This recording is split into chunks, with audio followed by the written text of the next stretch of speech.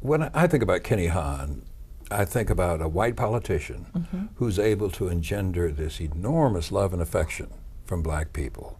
And I wonder whether or not the reputation he established has been a guide for you. Well, let me tell you what he used to do. He would get in his car on a Saturday night and start riding the streets. And if he saw the police stopping a black kid, he would get out and he'd say, "Officer, how you doing?" "Hey, young man, how are you doing? Anything I can help you with?"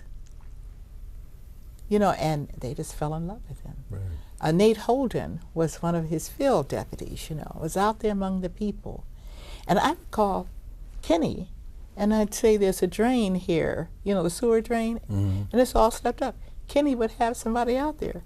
Now, he wasn't to fill potholes and clean drains, that was the city. Right. But you'd always call Kenny, because he would get things done. And I tell you another thing that he did too that endeared him, is that if he were talking to you, he had a photographer. And a photographer would take a picture of the two of you together. He'd sign it and send it to you and say, "No thanks required."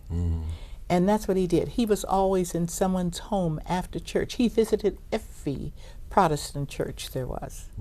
Then he would be in someone's home with his feet underneath Mrs. Jones's table having chicken and mashed potatoes on a Sunday afternoon.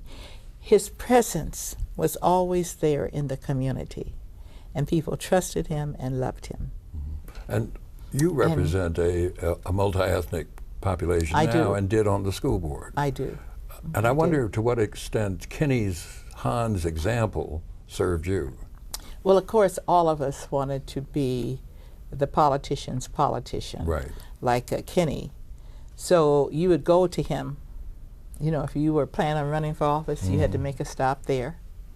You had to get the nod of Bishop H.H. Brookins. Sure. There were kingmakers, Gil Lindsay doing his day. Sure. These are all people you know well.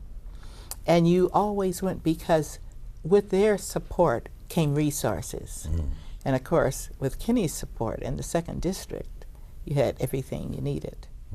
And so you watched how he operated in our community, and then you patterned what you did very much like what he did.